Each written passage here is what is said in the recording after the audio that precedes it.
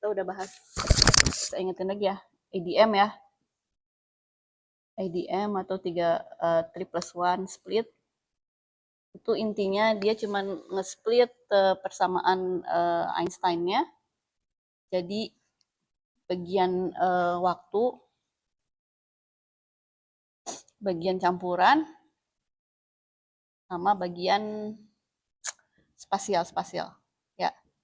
Nah, kenapa kita lakuin ini? Karena kita kan mau kuantisasi, dan untuk kuantisasi kan jalur umumnya kan kita harus punya Hamiltonian ya. Nah, jadi kita split dulu. Karena JR itu kita tulisnya versinya kovarian, di mana ruang dan waktunya dianggap setara. Jadi kita split dulu. Jadi kita punya bagian waktu,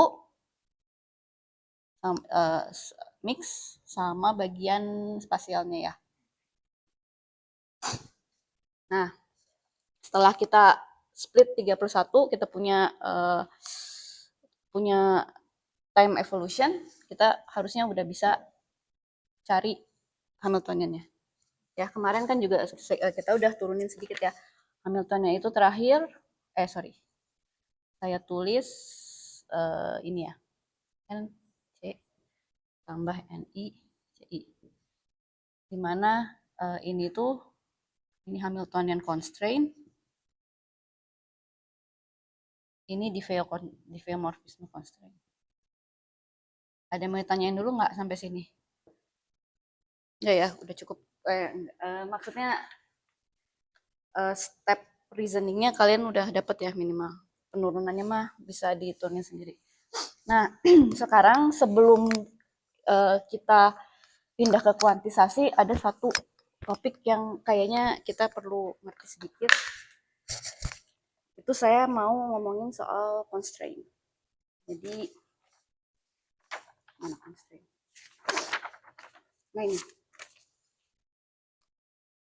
ini yang kemarin saya bahas sedikit, tapi ini penting banget buat ngerti, penting banget untuk tahu dinamiknya. Kita harus paham constraint system dulu. Nah, sekarang constraint system itu apa sih? Kenapa sih kita di fisika kita punya constraint itu?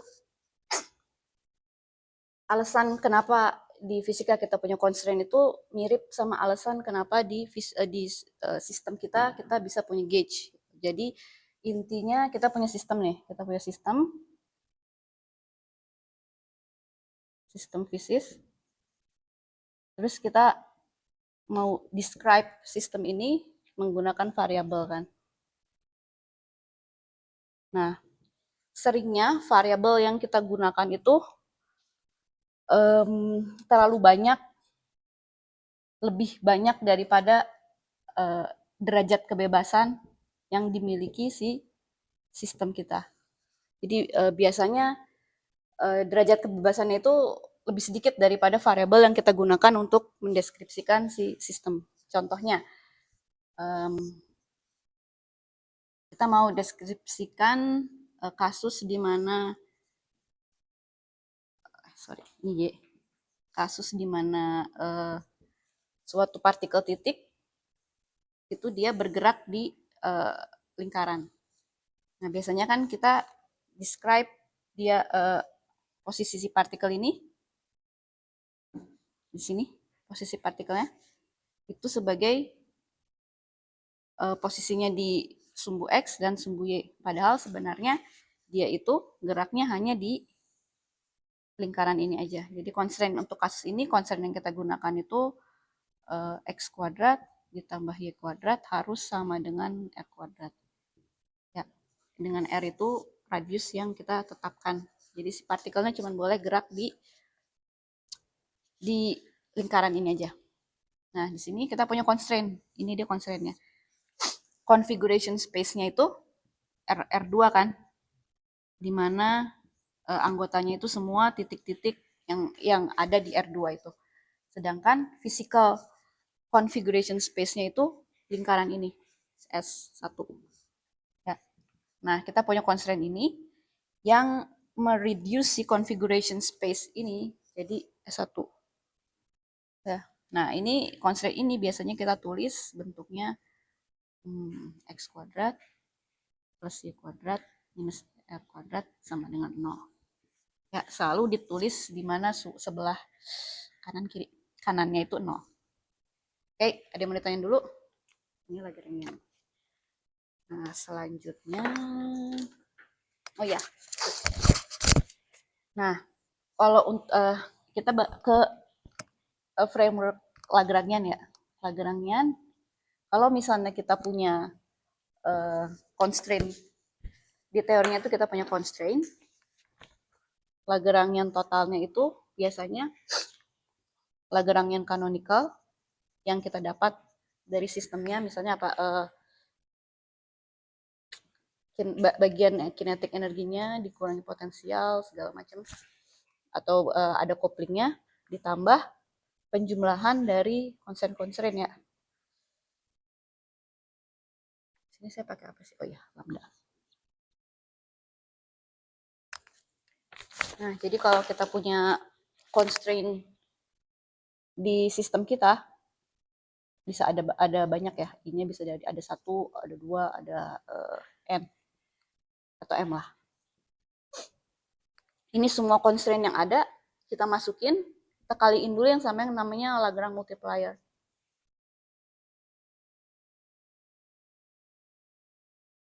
Ya, jadi awalnya kalau misalnya Lagrangian kita itu cuman fungsi dari key configuration space-nya, ini apa x, y, z, seterusnya. Dia juga fungsi dari kecepatan, perubahan si configuration space-nya terhadap parameter, biasanya waktu ya. Nah, sekarang karena ada constraint, untuk nambahin constraint-nya kan kita perkenalkan variabel baru yang namanya Lagrange multiplier. Lagrange multiplier-nya kita masukin juga. Oke. Nah, jadi ini sekarang Lagrangian total sistem kita yang pakai constraint. Jadi nanti kita solve dia, kita cari Euler-Lagrange equation-nya itu terhadap key ini dan terhadap ini. Oke. Jadi nanti kita dapat ini kalau misalnya I-nya itu dari 1 sampai N, ininya dari 1 sampai M, kita dapat N plus M OD. Nggak harus OD, mungkin ada persamaan algebraik, tapi kita punya N plus M persamaan yang harus kita selesaikan untuk dapat solusi persamaan dinamiknya. Ya, sampai sini ngerti?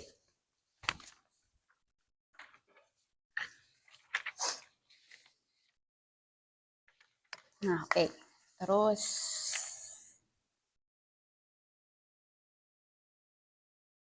lagi ya. Oke. Nah, kalau ada constraint, biasanya persamaan Euler-Lagrange equation-nya itu bentuknya bisa ditulis seperti ini ya. Di Q minus DL per DQ minus L D per DP. C ini apa ya? Oh, constraint, sorry.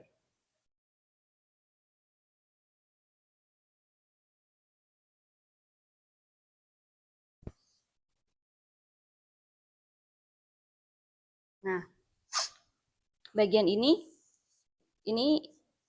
bagiannya yang cuman ada kalau misalnya kita tambahin constraint ke sistem. Ini yang biasanya disebut force constraint. Jadi kayak secara fisik tuh kalau misalnya tadi kasusnya yang kita paksa si partikelnya supaya stay di lingkaran, itu kayak kita ngasih gaya supaya partikelnya tetap ada di lingkaran ini. Nah, gayanya sebesar apa? Itu dia bisa dihitung dari ini, bagian sini. Bagian force constraint-nya. Mana? Oh, sorry. Ya, baik. Maaf, tadi saya tulisnya pakai C. Oke. Clear ya? Nah, sekarang yang pertama di framework Lagrangian itu kita biasanya kita klasifikasi constraint-nya itu ada 2 jenis. Klasifikasinya ada satu itu yang biasanya yang paling constraint-nya paling bagus dan paling gampang buat di solve itu constraint-nya holonomik yang pertama. Holonomik itu definisinya adalah constraint-nya kalau dia selalu bisa dituliskan dalam bentuk ini. 1, 2 sama dengan 0. Jadi dia algebraik di configuration space. Ya. Jadi kalau misalnya constraint-nya bisa dituliskan dalam bentuk seperti ini, dia disebutnya holonomic constraint. Ini contoh yang lingkaran kita tadi. Kan constraint-nya itu x kuadrat plus y kuadrat minus f kuadrat sama dengan 0. Ya, ini constraint-nya holonomik. Berarti kita nggak perlu solve si persamaan Euler-Lagrange-nya buat mendapatkan constraint-nya. Constraint tinggal kita masukin aja hidup-hidup ke dalam si Euler-Lagrange equation. Nah, yang kedua, ini cuma sekedar tahu aja ya, biar sekaligus. Kalau dia nggak bisa dituliskan dalam bentuk seperti ini, itu namanya anholonomik. Berarti constraint-nya itu dia akan ada suku turunan terhadap parameter. Akan ada bentuk ini. Dan ini lebih susah untuk diselesaikan karena untuk dapetin constraint aja sendiri kita harus selesaikan si OD yang dihasilkan dari si constraint ini. Oke. Ini sekedar tahu aja. Jadi kalau untuk Lagrangian biasanya constraint-nya klasifikasinya ada 2, holonomik sama anholonomik. Ntar ada reonomik segala macam, saya juga nggak tahu apa. Nah, dari Lagrangian itu kita bisa pindah ke Hamiltonian.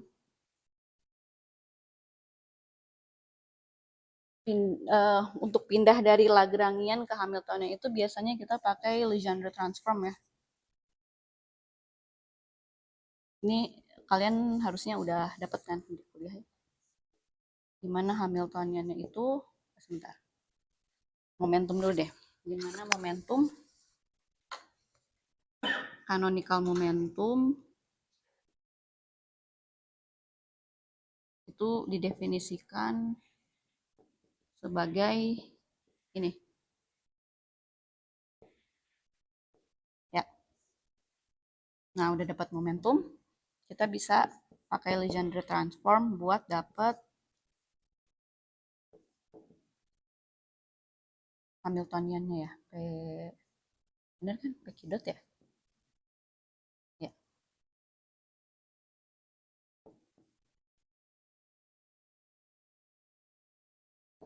Ya.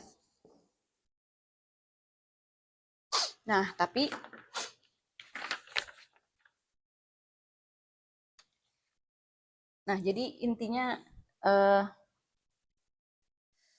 pindah dari Lagrangian ke Hamiltonian itu, Lagrangian itu kan dia L-nya itu dia fungsi dari Q dan Q dot ya, dan kecepatan.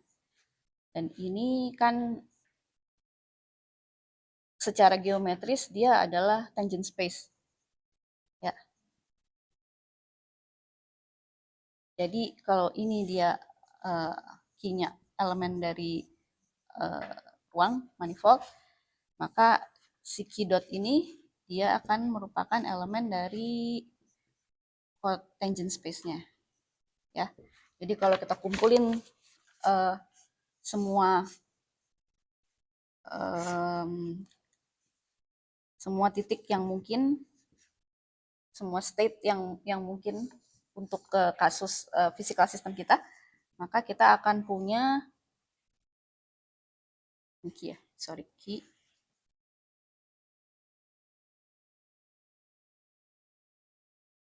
kita akan punya yang namanya tangent bundle ya. Jadi maksudnya itu kita punya manifold, ini manifold M, ini Q, dan setiap Q dia akan bawa tangent space-nya masing-masing. kita kumpulin semua tangent space-nya plus manifoldnya, lalu kita akan dapat yang namanya tangent bundle. Ya, sedangkan kalau di Hamiltonian itu kita pakai transformasi ini, itu dia mengirim elemen dari tangent space ke cotangentnya. Ya. Jadi di sini Q-nya itu elemen M, tapi P-nya dia bukan tangent space, tapi dia cotangent space. Ya. Jadi di sini dengan cara yang sama kita kumpulin, kita dapat tangent bundle. Ya. Bundle bener nggak sih? Bener nggak sih Pak? Tangent space bener ya? Bener nggak sih? Takut salah ini istilahnya doang sih. Tapi intinya ininya saya cukup yakin. Ada mau ditanyain dulu?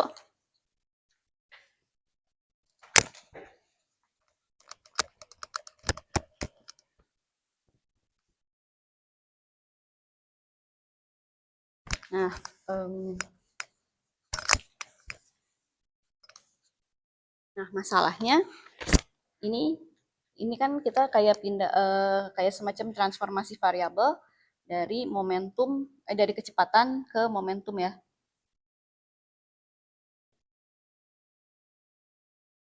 Ini sebentar.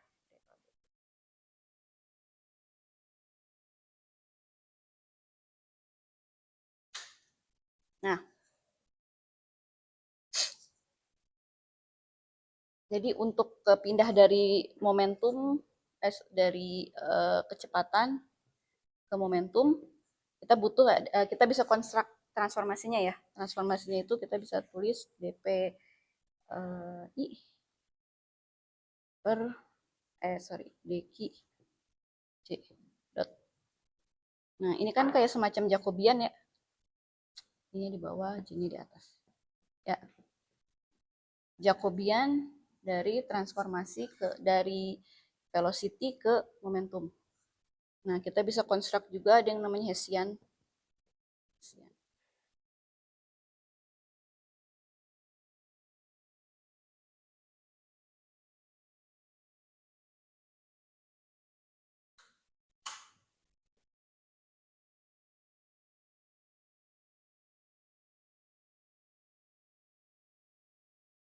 Oke deh, ini dijadiin indeks bawah ya. P per D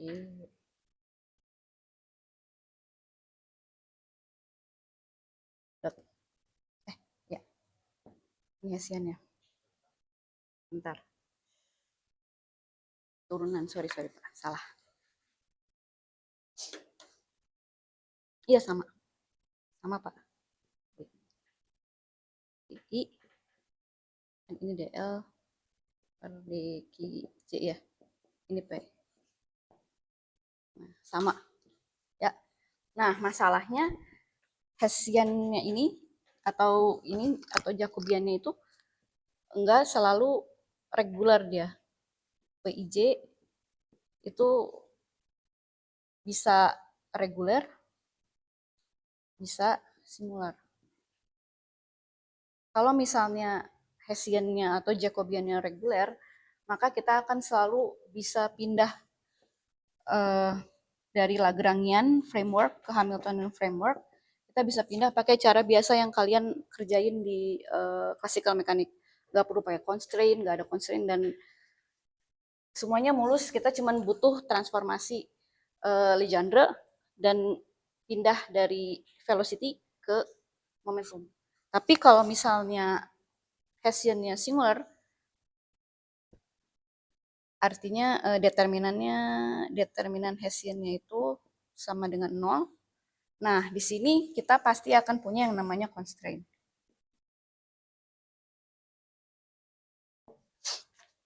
Contoh ya, contohnya untuk kasus di mana kita punya Lagrangian nih. Kita punya Lagrangian di mana Lagrangiannya itu dia kan secara umum Lagrangian tuh gini ya. Dia bukan fungsi dari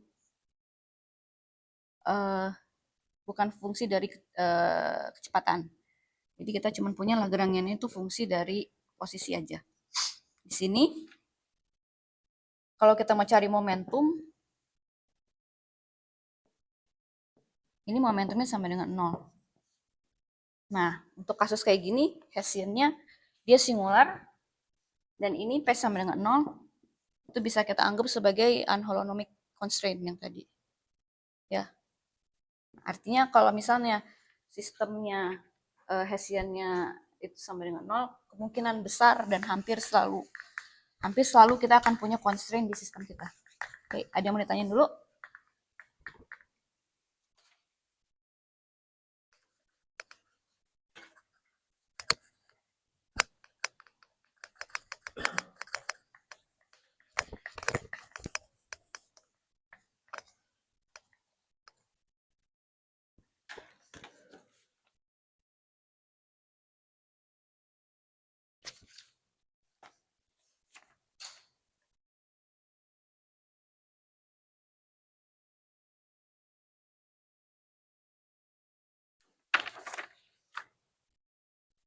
Oke, nah saya lanjut ya.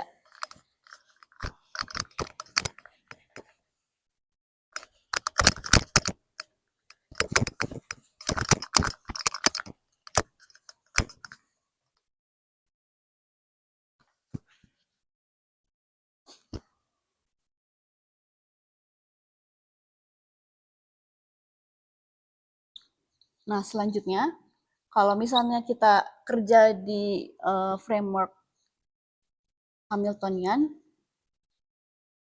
itu dan kalau misalnya kita kerja di framework Hamiltonian dan ada constraint di sistem kita harus lakuin yang namanya Dirac-Bergman algorithm.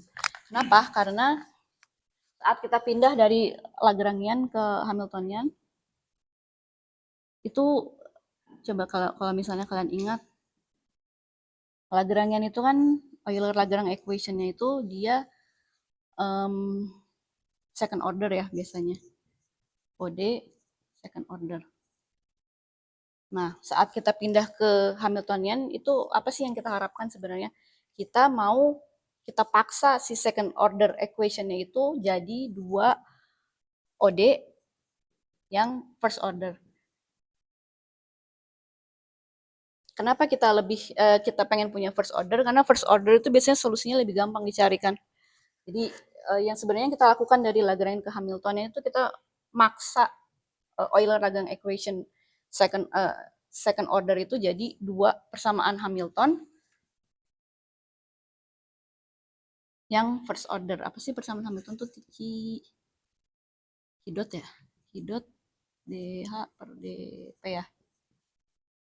P DH min DQ. Nah, sebagai harga yang harus kita bayar karena kita mengubah second order ke first order itu, yang awalnya kita punya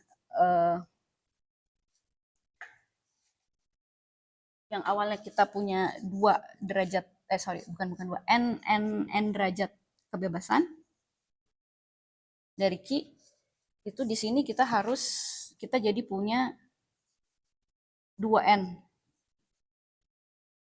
derajat kebebasan. Karena kita di sini saat kita pindah dari Lagrangian ke Hamilton, kita menguplift si momentum. Momentum ini kan harusnya di sini dia bukan independent variable ya, tapi karena kita mau jadiin dia first order di Hamiltonian framework itu, kita harus menganggap si momentumnya sebagai variable independent. Ya.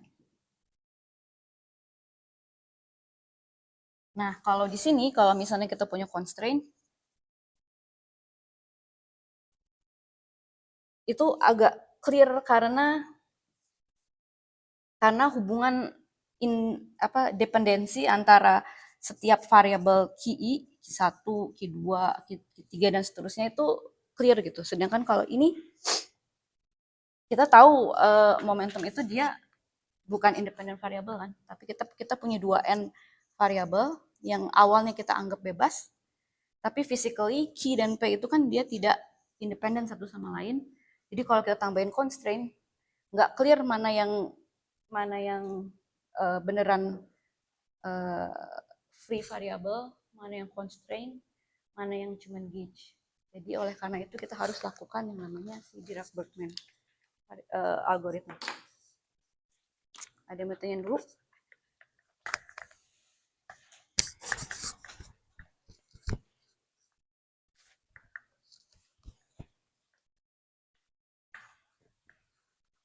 Oke, sekarang berarti saya definisiin ya. Pertama, kalau kita punya sistem Hamiltonian.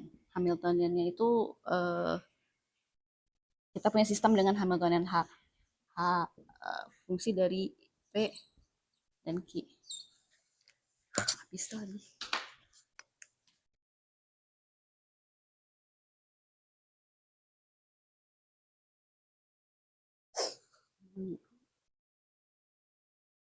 Nah, kalau misalnya kita punya constraint, misalnya constraint-nya ini ya, sama kayak sebelumnya, Hamiltonian totalnya itu harus sama dengan Hamiltonian canonical ditambah penjumlahan dari constraint-constraint. Ya, ini biasanya T plus P. Ya, ini bagian constraint-nya. Nah, sekarang kita start klasifikasinya. Yang pertama, kalau misalnya kita punya kasus di mana Hessiannya itu singular, sama dengan 0, itu berarti kita punya constraint. Constraint yang kita dapat di awal. Langsung contohnya kayak tadi aja L, misalnya L kita punya Lagrangiannya cuman fungsi dari posisi. Berarti di sini kan kita punya kondisi constraint untuk momentum ya, karena Q-dotnya sama dengan 0. Nah, constraint yang langsung keluar dari kondisi Hessian sama dengan 0, itu kita sebutnya primary constraint.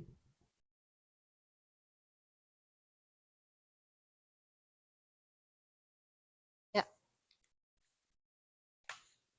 Contohnya ini kondisi di mana si momentum sama dengan 0. Nah, selanjutnya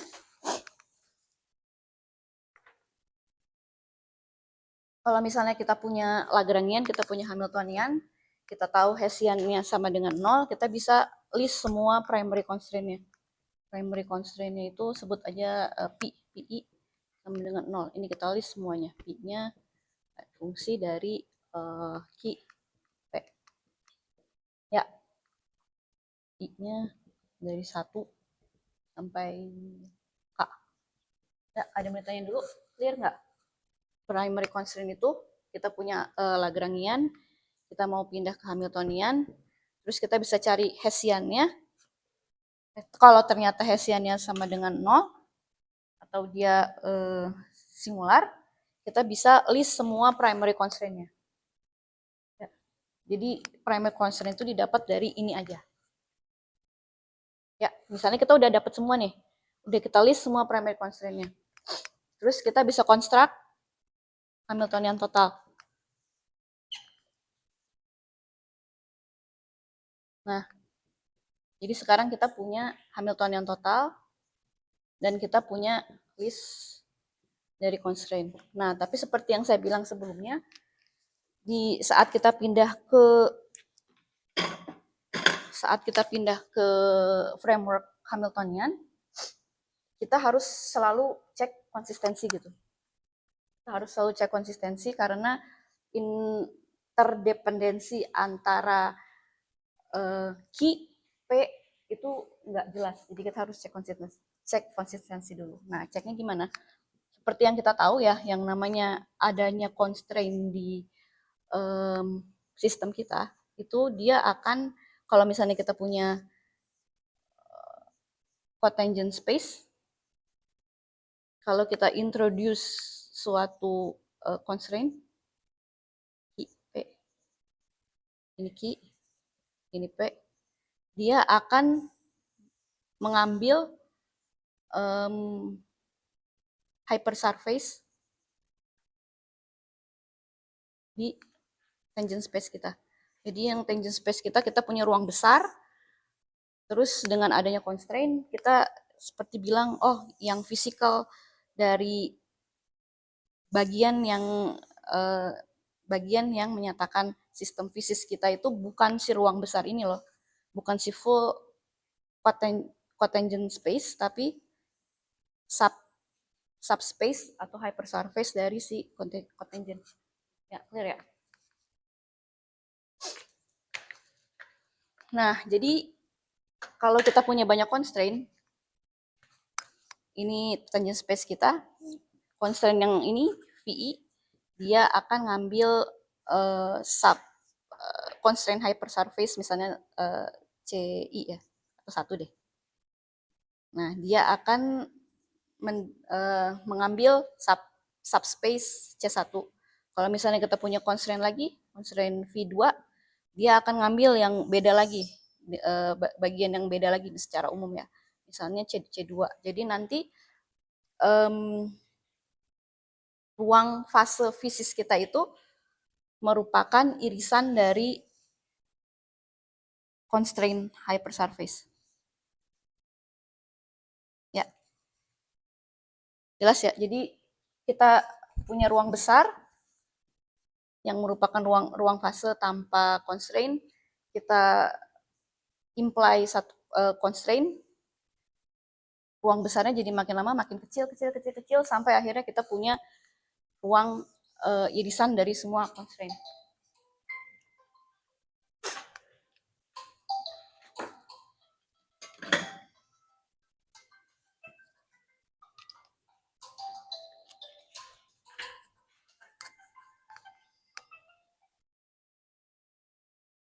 Ada yang mau ditanyain dulu?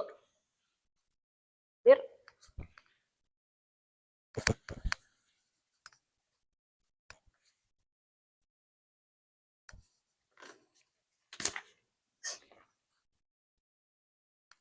Nah, tapi masalahnya saat kita misalnya ini ruang besar ya, si ruang fase. Terus kita ambil misalnya. Kita apply jadi ruang physical constraint hypersurface-nya itu misalnya ini. Lingkaran. Nah, kita harus pastiin saat kita evolusikan si sistemnya, ruang fasenya tetap bentuknya seperti ini, nggak boleh berubah. Jadi karena kalau misalnya dia berubah, misalnya saat ini saat T sama dengan 0 ya. Kalau misalnya saat T sama dengan 1, misalnya dia berubah jadi gini, itu artinya state fisikal di cotangent bundle-nya saat T sama dengan 1 itu tidak konsisten dengan Hamiltonian atau Lagrangian yang kita berikan di awal. Jadi dia harus konsisten. Saat kita evolusikan si constraint-nya,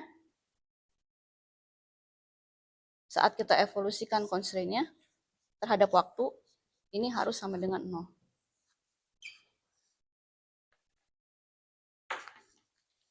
Nah, kalau misalnya kalian udah ngambil kuliah classical mechanics, harusnya kan kalian tahu kalau misalnya kita punya perubahan suatu variabel terhadap waktu di fast space itu selalu bisa kita tulis gini kan, dengan H adalah Hamiltonian, ya enggak? Yep. Yep. Nah, di sini karena kita mensyaratkan si constraint-nya itu harus konsisten terhadap time evolution, maka ini harus sama dengan 0. Ya. Nah, jadi syarat konsistensi pertama yang kita apply, sistem kita punya ini nih, kita punya constraint dari V dari I-nya dari 1 sampai K. Nah, kita harus cek si satu-satu constraint-nya ini harus sama dengan 0. Ya, kalau misalnya ternyata setelah kita cari Poisson bracketnya dengan Hamiltonian total. Ini kan kita punya constraint, misalnya ada berapa? Ada 2 deh. Jadi kita punya V1, punya V2. Lalu sekarang kita konstruk Hamiltonian totalnya, itu kan jadi lambda 1, V1 tambah lambda 2, V2 ya. Nah, ini kita masukin HT-nya ke sini. Ini kita cari misalnya. Kalau ternyata dia sama dengan 0, berarti udah nggak perlu diapa-apain. Misalnya ini sama dengan 0, aman. Terus constraint kedua sama dengan 0, aman. Berarti udah udah selesai sampai sini. Sistem kita itu constraint-nya udah maksimal, cuman punya 2 constraint, dan Hamilton ini kita juga udah dapat, udah tinggal kita selesaikan. Nah, tapi kalau misalnya ternyata dia tidak sama dengan 0, berarti kan artinya dia nggak konsisten tuh. Ya, karena setiap kita evolusikan physical state-nya, physical state yang mungkin itu selalu berubah, nggak konsisten. Jadi misalnya kita dapatkan ini sama dengan suatu fungsi ya, suatu fungsi terhadap Q dan terhadap P. Ini juga kita dapat suatu fungsi Q terhadap P. Nah, ini yang kita paksa sama dengan 0. Jadi kalau misalnya ini tidak sama dengan 0, nih Poisson bracket antara constraint dengan Hamiltonian total tidak sama dengan 0, kita kayak dapat constraint baru. Ya, karena suku besarnya yang tidak sama dengan ini, tidak sama dengan 0 itu harus kita bikin sama dengan 0 supaya dynamics-nya konsisten. Ya, jadi kalau misalnya dia tidak sama dengan 0, kita punya 2 constraint baru. Ini sebut aja Chi1 sama dengan 0. Ini Chi2 sama dengan 0. Nah, jadi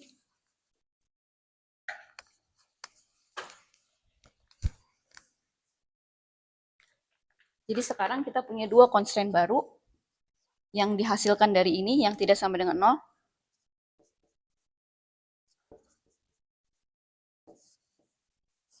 Ini constraint juga, tapi kalau yang sebelumnya, yang V itu dia primary,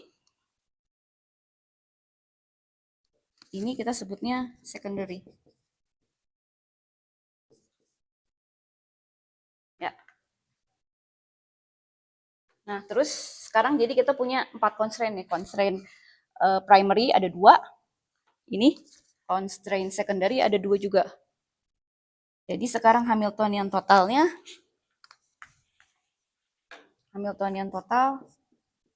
jadi HC ditambah penjumlahan dari primary ditambah penjumlahan dari secondary constraint. Ada 4 sekarang. Nah, tapi nggak selesai sampai sini.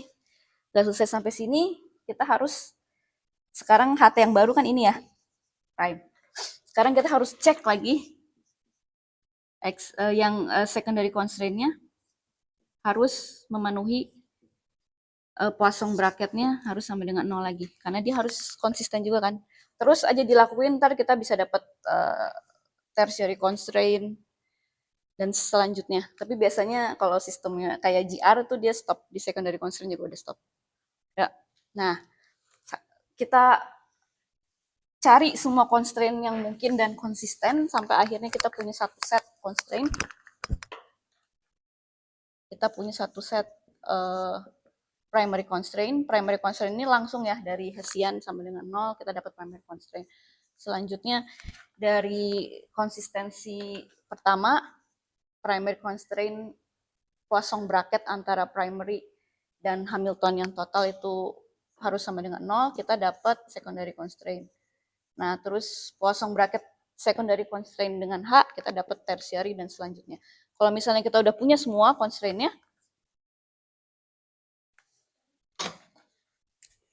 udah, artinya kita udah berhasil mengexhausi constraint yang ada di sistem. Nah, constraint ini udah dijamin semuanya konsisten.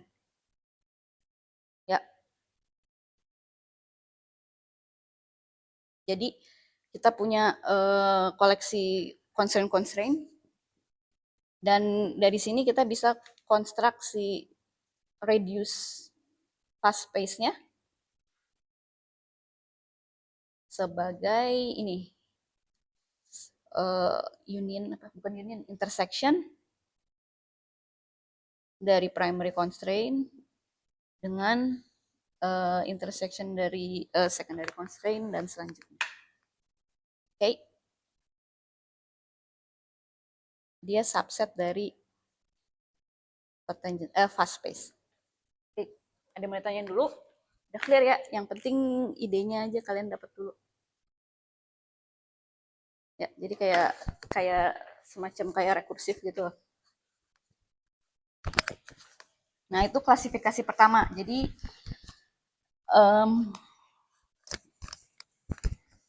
klasifikasi pertama, step pertama dari Dirac-Bergman algorithm itu untuk yang pertama adalah kumpulin dulu semua constraint-nya. Kumpulin semua constraint yang ada.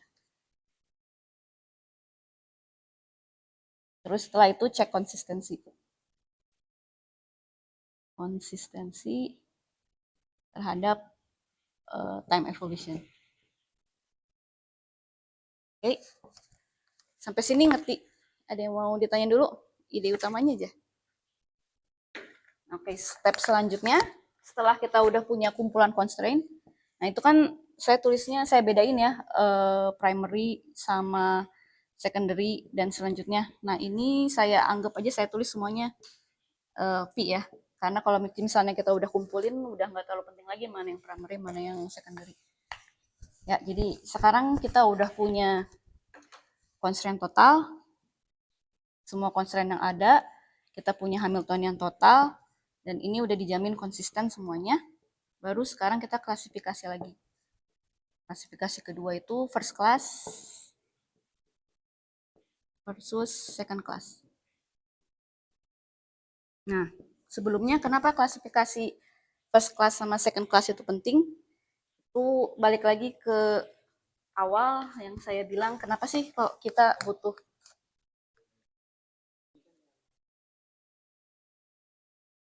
mana? Ya.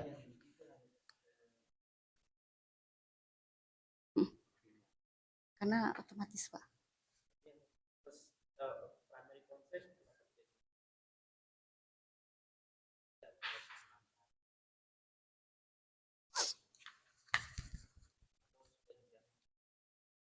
Seingat saya sudah dijamin deh Pak. Kan soalnya kalau misalnya yang pertama kan HT-nya ini ya. Kan berarti nanti sisanya yang tersisa kan kalau misalnya kita ini nih ya, nanti ada suku ini ya. Ya.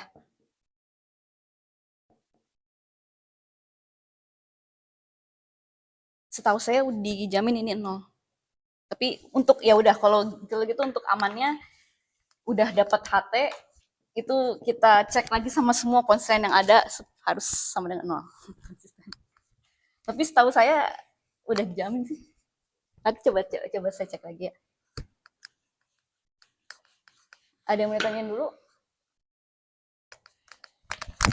Oke, balik lagi ya ke sini. Kenapa kita harus kita classify dia ada yang first class, ada yang second class? Karena balik lagi ke tadi yang kita bahas di awal, kalau kita punya sistem fisis, kenapa sih kita butuh kenapa bisa ada constraint, kenapa bisa ada gauge? Itu karena variabel yang kita pakai untuk mendeskripsikan sistem fisis kita biasanya lebih besar, lebih banyak jumlahnya variabelnya daripada si natural degrees of freedom dari sistem. Nah, kenapa kita pisahin first class dan second class itu sebenarnya lebih ke buat supaya kita bisa tahu mana yang constraint, mana yang gauge. Ya. Balik lagi, gauge itu sebenarnya apa sih?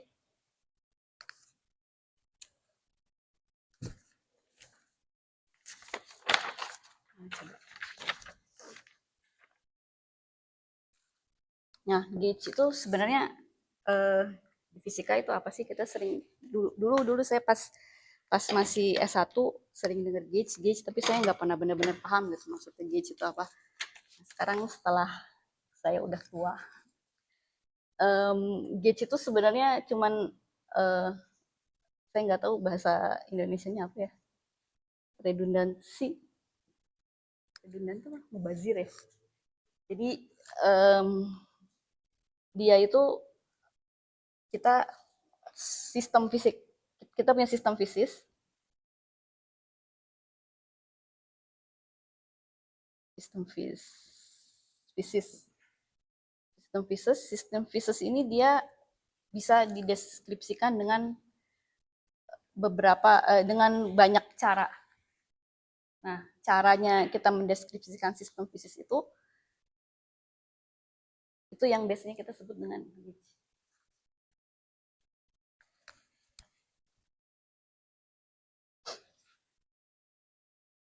Jadi contohnya yang seperti kalian udah tahu ya, di elektromagnetik, yang fisis dari elektromagnetik itu kan cuman fieldnya ya, apa sih namanya, electric field sama magnetic field.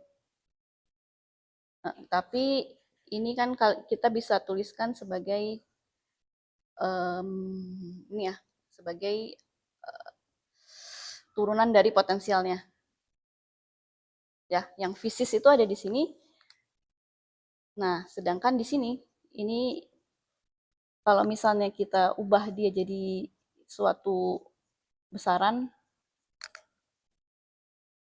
ini A prime sama dengan A dikali apa ya, lupa aku.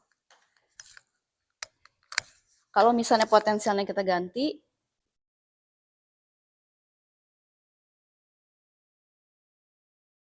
ya, W aja ya, biar bagus. Nah, ini seandainya kita ganti potensialnya, itu dia tidak akan mengganggu fieldnya. Ya. Jadi itu gauge itu semacam kayak redundancy matematik yang dipakai buat menjelaskan sistem fisis yang sama. Ya. Jadi lebih kayak ke cara kita buat mendeskripsikan sistem fisis itu enggak cuma satu cara, tapi kita bisa punya banyak cara untuk mendeskripsikan satu sistem fisika yang sama. Ya, semoga benar. Nah, sekarang kita punya sistem fisis, kita deskripsikan si sistem fisis itu dengan variabel. Nah, kita pengen biasanya variabel yang kita gunakan itu lebih banyak daripada degrees of freedom dari sistem. Nah, sekarang kita pengen tahu kelebihan variabel yang kita gunakan itu, apakah dia berasal dari constraint, apakah dia berasal dari gauge. Ya, clear sampai sini?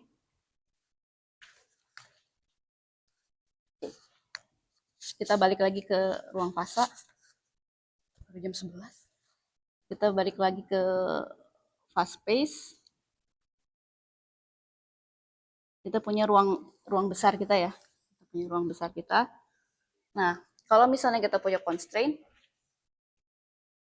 itu seakan-akan kayak kita buang sebagian dari ruang fase karena yang mendeskripsikan sistem fisis kita itu hanya subspace dari si ruang fase kita.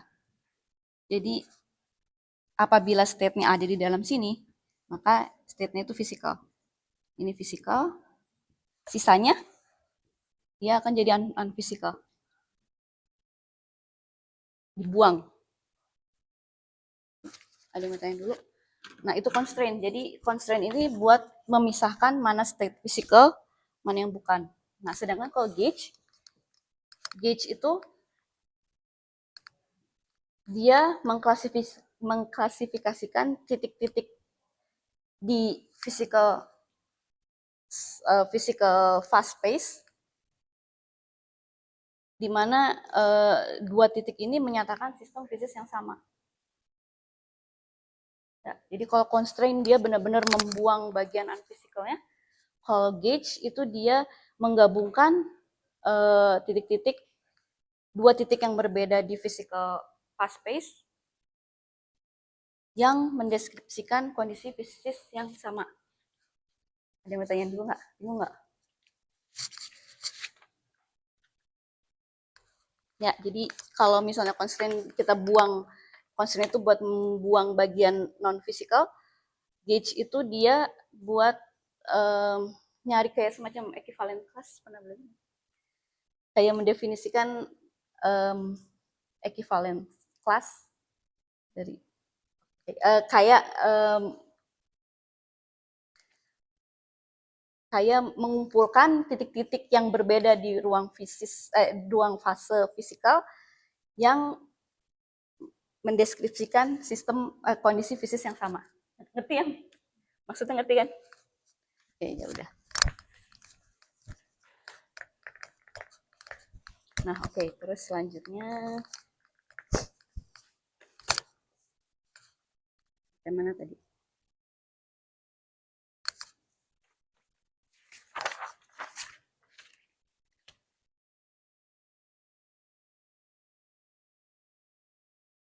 Oke, nah balik lagi ke relasi yang kita punya. Nah, ini evolusi dari suatu observable atau fungsi di fast space itu di generate oleh Hamiltonian. Udah tahu kan kalian ini ya? Evolusi terhadap waktu dari suatu observable itu dia di generate oleh Hamiltonian. Nah, tapi ini sebenarnya ada bentuk yang lebih umumnya lagi. Jadi kalau misalnya kita punya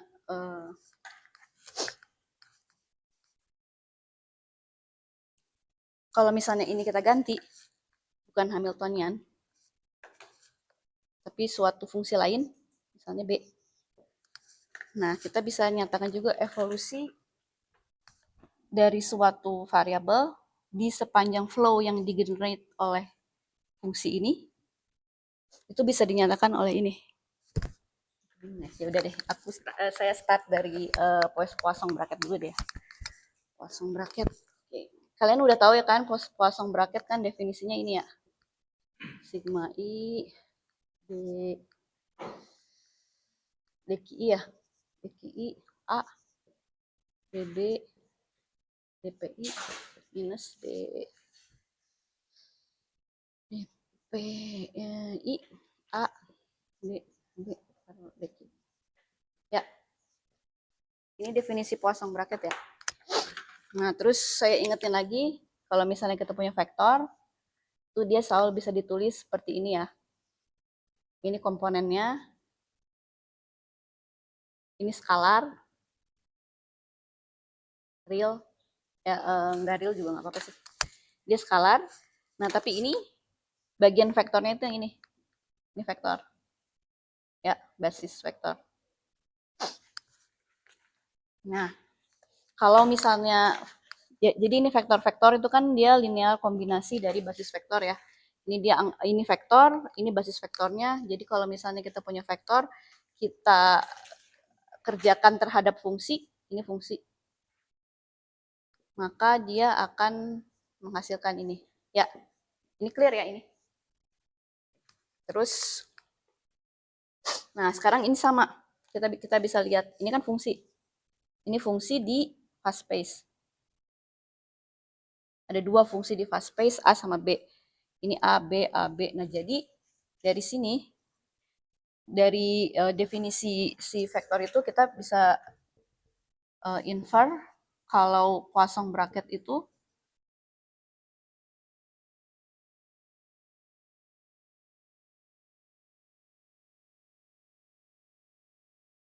Poisson bracket ini adalah vektor kali vektor tensor ya. Ya, sampai sini clear? Ya. Ini kan kita lihat ini vektor kan. Ini basis vektor, ini vektor, vektor itu linear kombinasi dari basis vektor. Nah, ini kan kalau ini kan sebenarnya vektor kan, kayak ini, ya enggak? Tapi koordinatnya kalau ini D per DXI, ini D per DQI. Ya, ini juga. Ini juga, ini juga. Jadi ini tuh kayak vektor kali vektor. Ya. Sampai sini clear? Bingung? Nadif? Nah, jadi sekarang Poisson bracket itu kayak tensor ya, tensor orde 2. Sekarang kalau misalnya kita kasih makan Poisson bracketnya itu satu fungsi, B,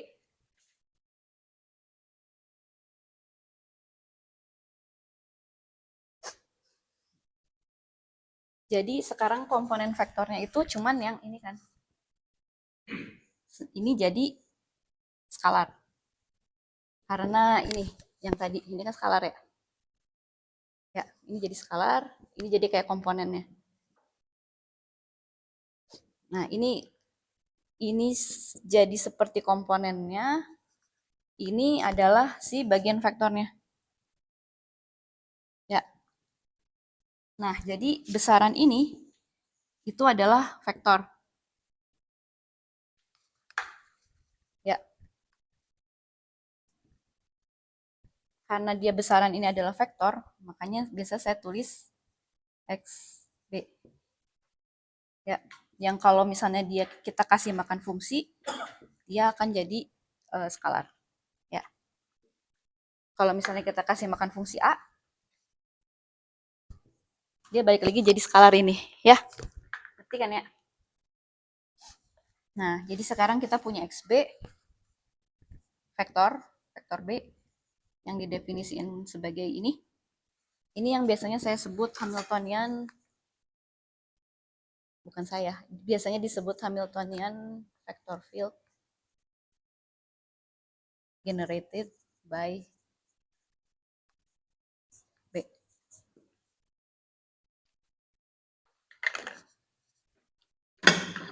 Sampai sini jelas nggak? Ide utamanya aja. Ya.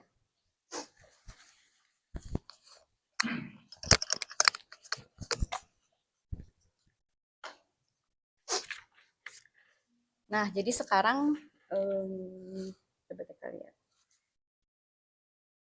Jadi sekarang saya bisa tulis Poisson bracket sebagai ini ya. Dengan XB adalah vektor field.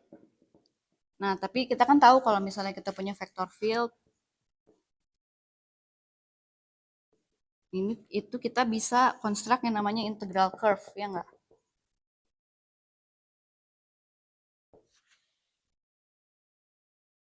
Yang definisinya itu kalau kita punya parameter, vector field-nya itu jadi tangent dari curve kita.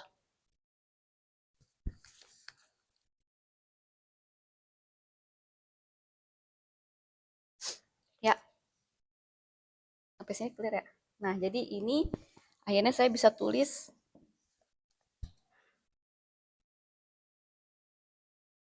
ini bisa saya tulis gini di lambda. Kan ini curve ya. Gamma itu curve. Atau dia fungsi dari XP. Nah, ini sama A juga dia kan fungsi dari, IP. Jadi saya bisa ganti curve-nya itu sebagai A. Akhirnya kita punya relasi ini. Lambdanya saya ganti epsilon. Biar seragam. Oke. Jadi ini maksudnya perubahan fungsi A terhadap parameter epsilon, di mana epsilonnya itu di-generate dari B. Iya, sama kayak Lie derivatif, Pak. Jadi intinya kita punya vector field B, ya, vector field B. Ini vector field B. Nah, terus kita construct integral curve yang kita parameterisasi dengan epsilon. Kalau kita punya fungsi A yang kita drag sepanjang kurva yang di-generate oleh vector field B, maka perubahan fungsi A terhadap parameter ini besarnya sama dengan ini. Gitu. Ya. Nah, kenapa ini penting? Karena nanti untuk mendefinisikan first class atau second class kita pakai ini. Kita punya set constraint kita ini. Constraint itu akan first class kalau dia memenuhi Poisson bracket dengan semua constraint yang ada itu hanya linear kombinasi dari constraint.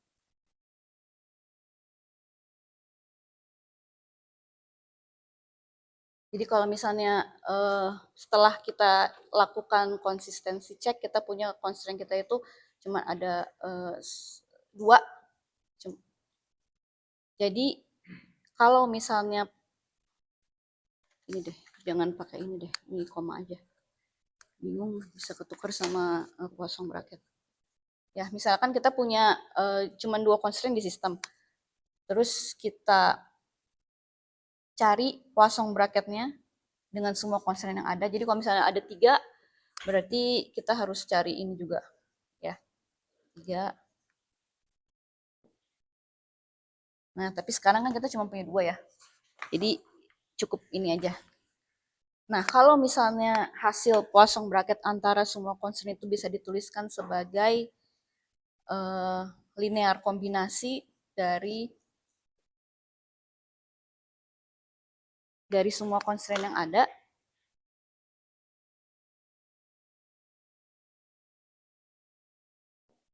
Kalau semua constraint yang kita punya memenuhi hubungan ini, maka ini constraint-nya disebut first class.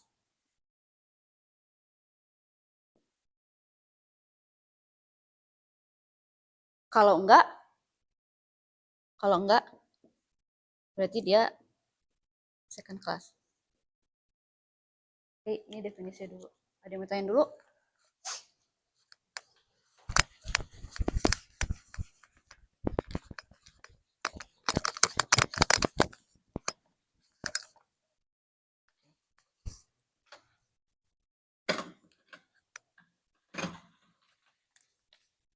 Oke, jadi kalau misalnya kita punya set constraint ini 1, 2, 3 ya. Saya contohin 3 dulu aja. Ini constraint kita. Sistem kita punya 3 constraint. Terus kita pengen tahu relasi first class atau second class-nya. Nah, ini kita cari ini. Kita pengen tahu misalnya PI itu dia first class atau second class ya. First class atau second class. Nah, pertama kita cari ini dulu. Dia di Poisson bracket dengan constraint yang P2. Terus selanjutnya dengan P3. Kalau ternyata ini bisa ditulis sebagai F ini fungsi ya, fungsi di ruang fase. Bisa ditulis bentuknya seperti ini. 2 plus G H P3. Ini berarti belum, bentar. Ini kalau misalnya si P1 dia memenuhi ini,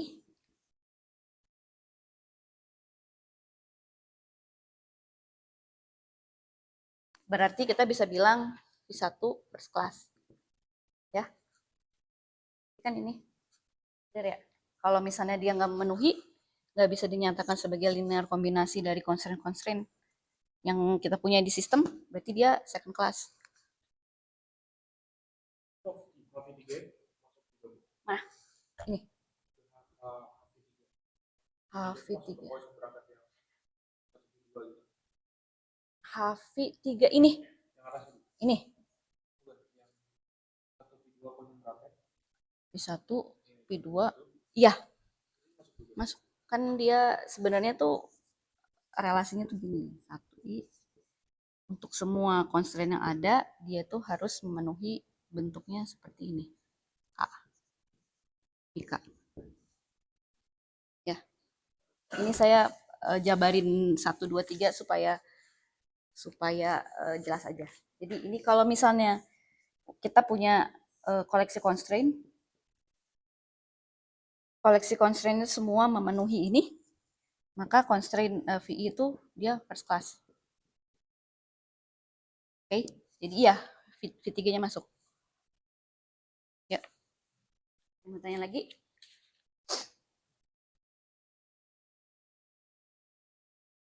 Nah, kita lihat yang first class.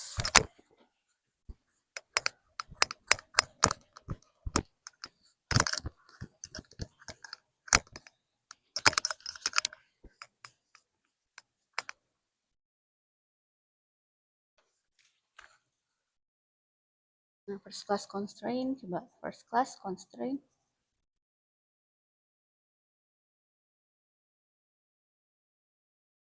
Saya ambil contoh yang ini ya. First class constraint. Nah, untuk kasus first class constraint, ini kan V1 dia memenuhi ini ya jadinya ya. Memenuhi ini. Untuk on shell, artinya kita ambil state kita itu, state-nya key P, dia memenuhi, dia anggota dari union dari C V1, C V2, C V3 ya. Artinya kan, nah ruang ini physical fast space-nya itu dia memenuhi yang namanya V1 sama dengan 0, V2 sama dengan 0, V3 sama dengan 0 ya. Jadi saat state-nya kita ambil di sini, bukan di ruang fase besar, ini kan jadi 0 ya.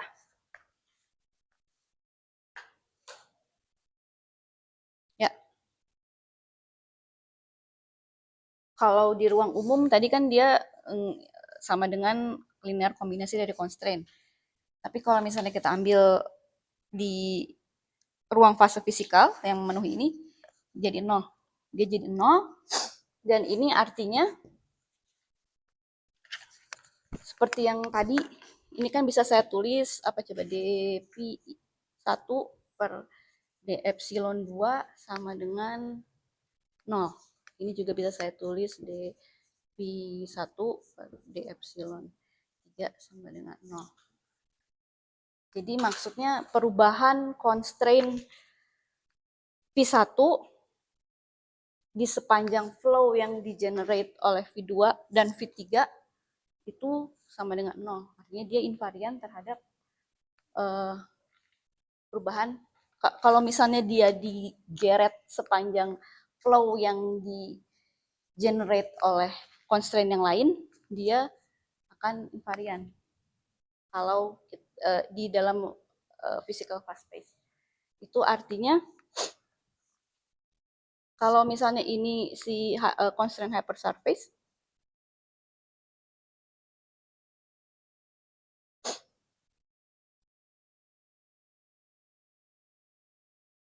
ya, salah.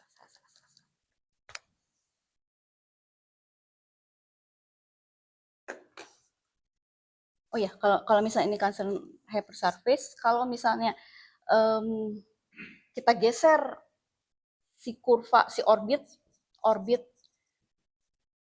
dari ini, orbit dari VI ke arah constraint yang lain, V2 atau V3, dia akan tetap berada di constraint hypersurface ini. Jadi dia akan tetap fisikal, dan oleh karena itu dia akan titik-titik di sepanjang orbit ini akan mendescribe physical system yang sama.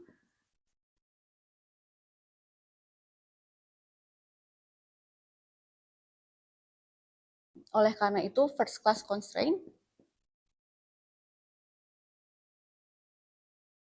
dia akan mengenerate yang namanya gauge transformation.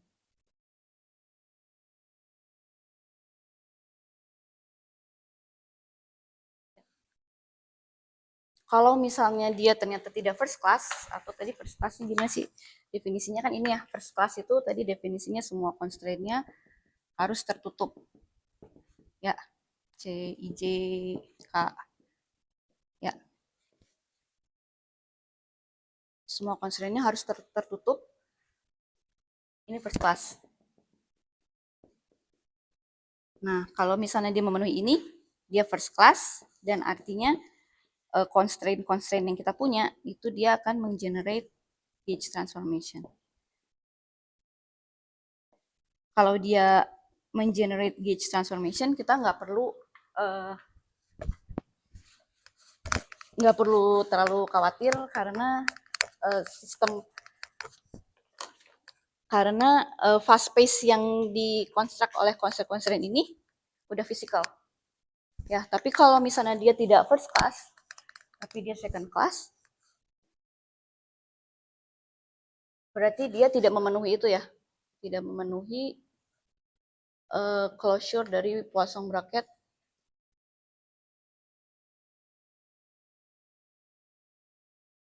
Nah, ini dia bukan gauge transformation, tapi dia beneran constraint. Ada yang mau ditanyain? Jadi, kenapa kita klasifikasi mana yang first class, mana second class, itu karena kalau dia first class, itu dijamin dia itu akan mengenerate gauge transformation, kita nggak perlu buang bagian dari si physical fast space yang kita punya. Tapi kalau dia second class, itu artinya dia benar constraint, dan kalau ada constraint kita harus ekstrak bagian fisikalnya dengan mengapply si constraintnya. Ya. Ada yang mau ditanya dulu sebelum kita balik lagi ke JR?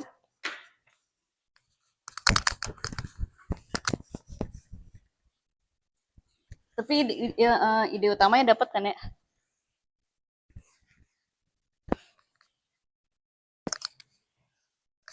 Nah, jadi balik lagi ke Dirac-Bergman algorithm tadi. Coba, berarti itu step pertama kan kita harus kumpulin constraint-nya ya. Berarti kita pakai primary, secondary constraint dulu. Ini untuk ngumpulin semua constraint yang ada.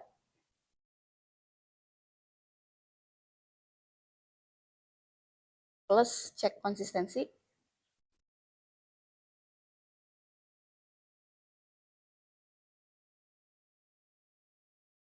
Nah, setelah kita udah punya semua constraint,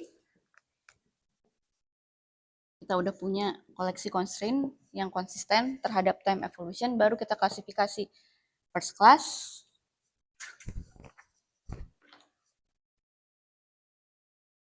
atau second class. Kalau misalnya dia first class, dia constraint-nya itu mengenerate gauge transformation.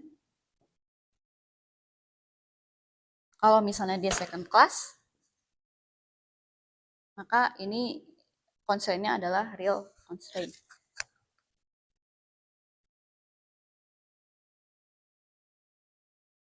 Oke.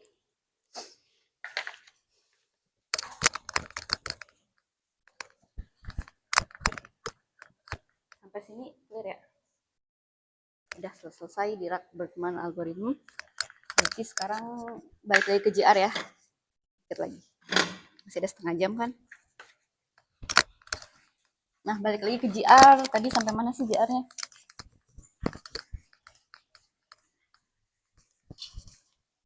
Ya kalau kalian mau ngulik tentang constraint itu ada di papernya di rak ya. Tapi udah banyak kok course di internet, tinggal dicari aja. Oke, balik lagi ke GR.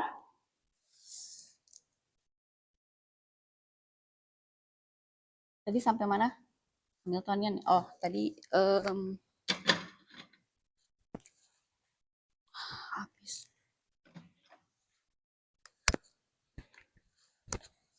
Ya, Lagrangian GR ya.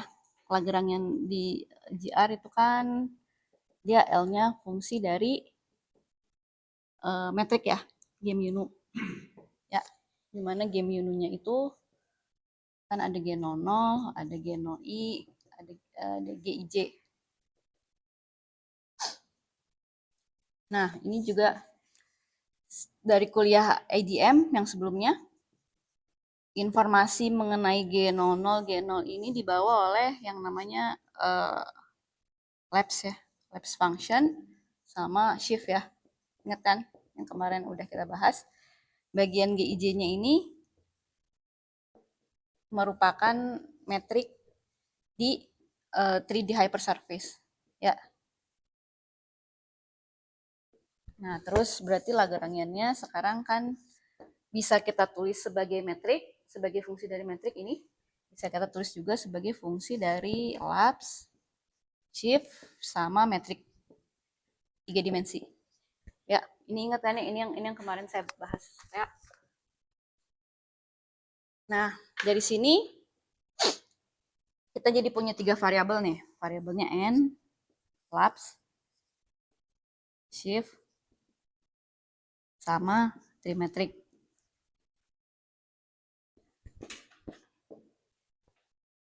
Nah, dengan menggunakan variabel ini kita pindahkan ke Hamiltonian. Hamiltonian itu P. Bentar, kita definisi dulu. Jadi ada 3 variabel nih. Dari n, labs-nya kita bisa definisiin momentumnya ya. dl per d n dot ya. Terus dari shift kita bisa definisiin juga momentumnya.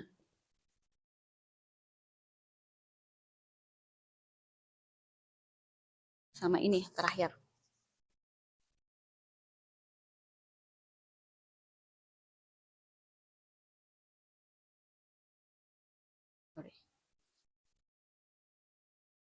Ya.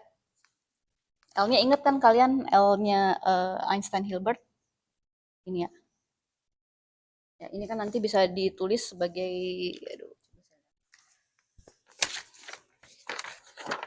kuliah kemarin. Mana sih?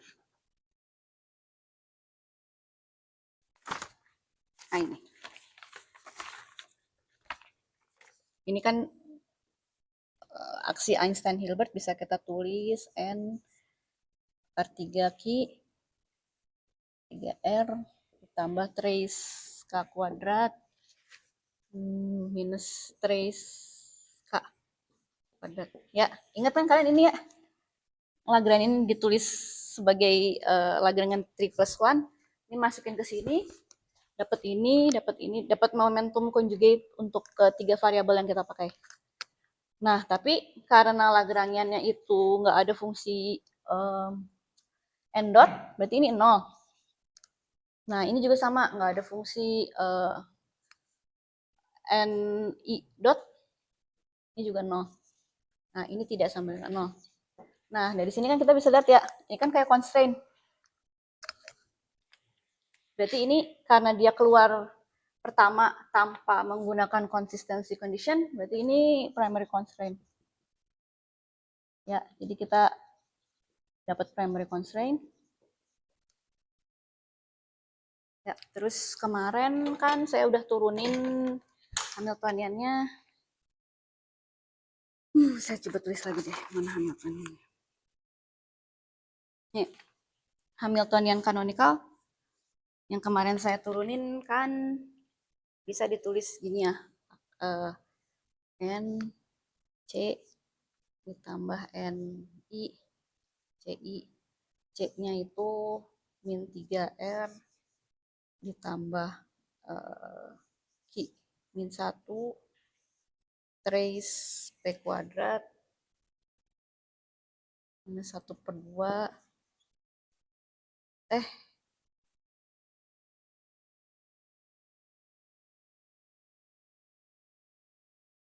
CI-nya min 2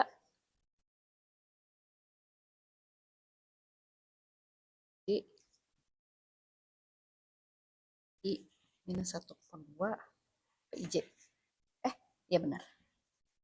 Ya. Kan kemarin udah kita turunin ya. Hamiltoniannya pakai Legendre transform aja L sama dengan P Q dot minus L. Masukin L-nya yang ini. Masukin P-nya. P-nya kan kemarin kita ketemu ya. Panjang. Nah, dapat ini. Hamiltoniannya ini. Ya, tapi ini kan Hamiltonian canonical.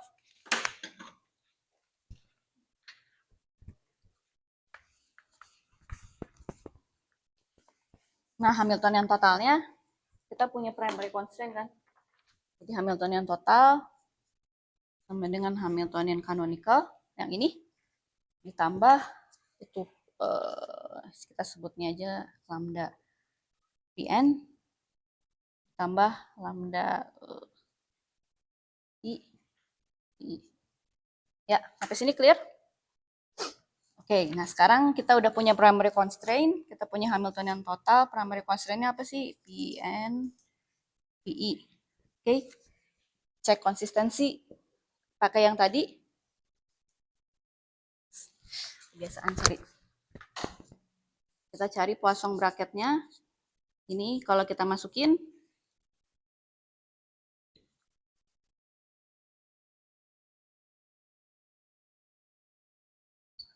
ternyata setelah kalian masukin, nanti ini dapat C tidak sama dengan 0, dapat CI. Persis sama yang ini. Ya. Nah, jadi karena ini tidak sama dengan 0, kita dapat constraint baru kan? Inilah constraint barunya. Ini harus sama dengan 0. Dan ini juga harus sama dengan 0. Nah, besaran ini. Jadi kita dapat ini secondary constraint.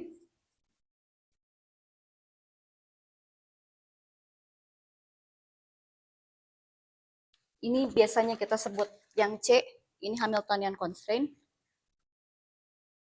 Ini diffeomorphism constraint, diffeomorphism. Jadi di GR kita punya, sekarang kita punya berapa constraint?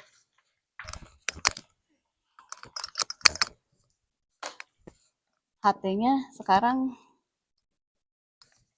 kan kita punya constraint-nya ada primary ada 2 ya.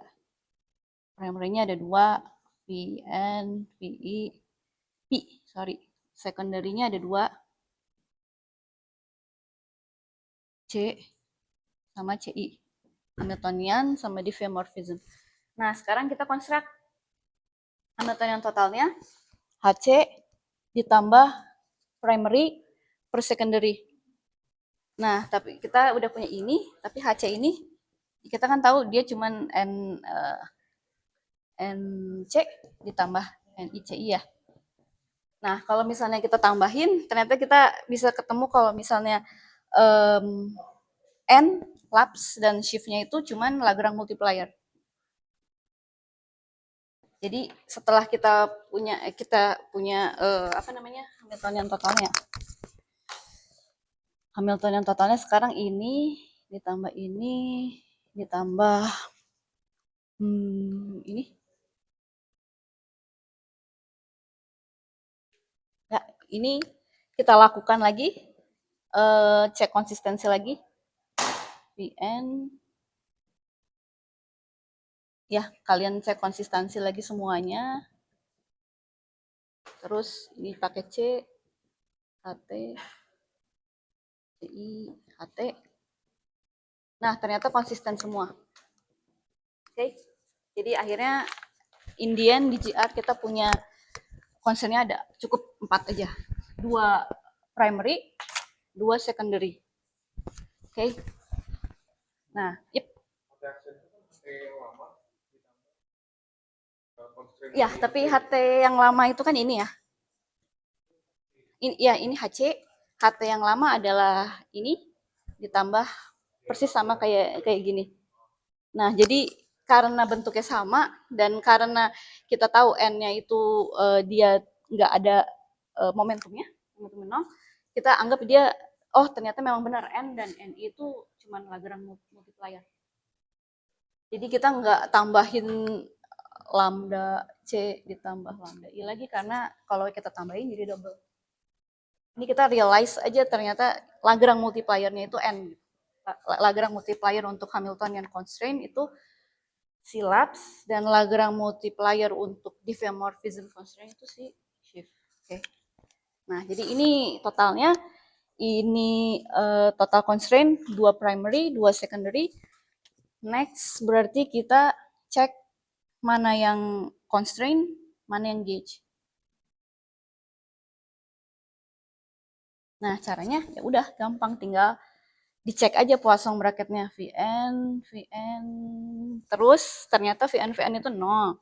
Terus Pn, Pni 0. Karena wajar lah dia cuma Lagrange multiplier doang kan. Boring. V, iya. Vj 0. Apalagi sih? Ini udah sama dirinya sendiri, ini sama ini sama dirinya sendiri, terus apalagi ya, VNC ini 0, VNCI 0 juga, terus VI C ini 0, VICJ 0 juga. Nah ini karena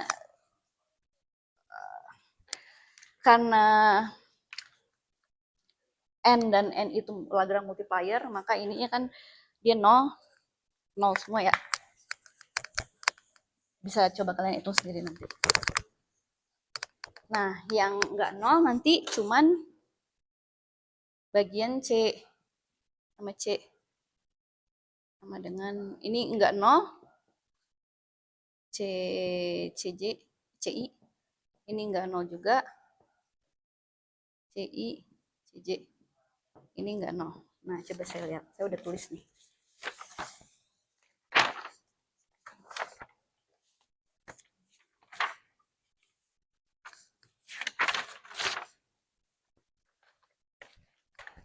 Nah, karena semuanya ini 0, yang saya bahas cuma yang ini doang ya. Dikit lagi kok, sabar. CX, CY, ini sama dengan QIJ, ya benar, QIJ, X, HI, kok H, salah, CC.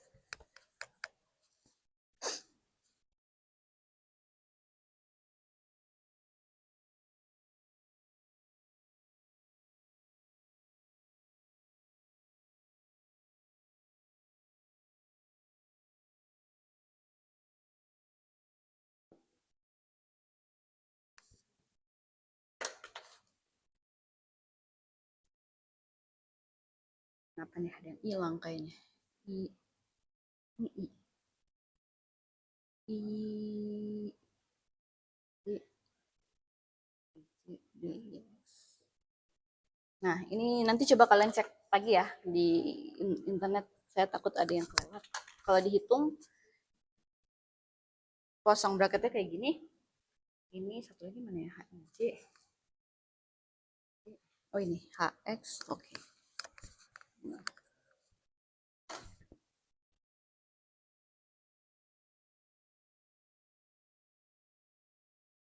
C, I, ini sama dengan CY, DI, DXY. Ini CIX, CJY, CI, benar nggak sih? Oh benar, sorry. CJ,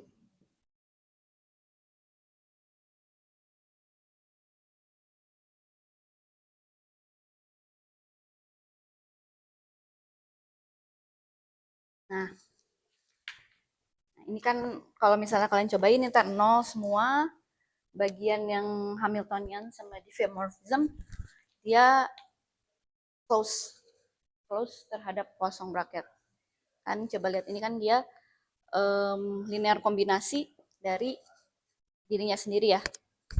Berarti kita bisa bilang semua constraint BGR itu dia ada primary, ada secondary, dan semuanya itu first class. Jadi semua constraint ini dia akan mengenerate gauge transformation. Oke. Hamiltonian totalnya itu ini. Tapi biasanya di buku-buku ini nggak dimasukin bagian ini doang. Oke. Selesai. Udah dapat Hamiltoniannya, besok kita coba quantize. Oke.